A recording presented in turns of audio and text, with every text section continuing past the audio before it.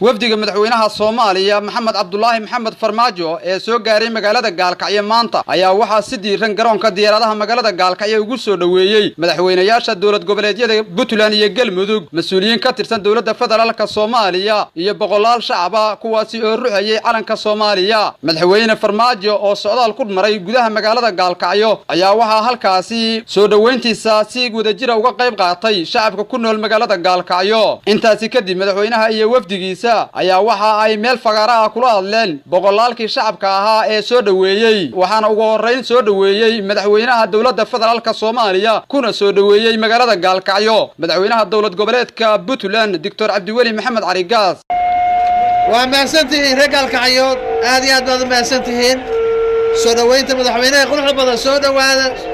waad maasantihiin aad baan ka mahadnaqaynaa madaxweynaha idin salaamaya intaasi kadib waxa shacabkii iyo mas'uuliyiintii soo dhaweysay fagaaraha kula hadlay madaxweynaha Jamhuuriyadda Federaalka Soomaaliya mudane Maxamed Cabdullaahi Maxamed Farmaajo wuxuuna sheegay in imaatinkiisa Gaalkacyo uu qayb ka yahay nabad ku soo dabaalida laga wado gobolka Mudug waxaan rabaa in aan la wadaago safarkan magaciisa wuxuu yahay waxaan ugu magac daray safarkan inuu noqdo safarkan magaciisa waxa weeyaan rabaa halkan aan ku daafuro waa safarka dib u heshiisiinta Soomaaliyeed waa safarka dib u heshiisiinta Soomaaliyeed oo aan rabo halkan magaaladan Gaalkacyo aan doonayaa inay noqoto hoygii dib u heshiisiinta Soomaaliyeed waa magaalo taariikhi ah oo ka yimaadeen halgamayaashii dad ka mid ah ee ka yimaadeen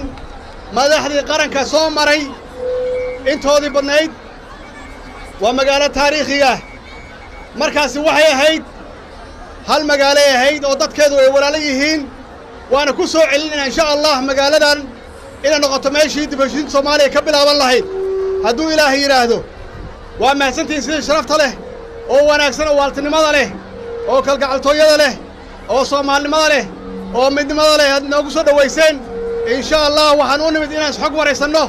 imaatinka wafdiga madaxweynaha Soomaaliya ee magaalada Gaalkacyo ayaa la jaan qaadaya xilli muddooyinkii u dambeeyay gobolka Mudug iyo magaalada Gaalkacyo ay ka socdeen hawlo nabadeed oo markaasi lagu xoojinayo nabadda gobolka Mudug Cali Maalin telefishinka caalamiga Hon Cable magaalada Gaalkacyo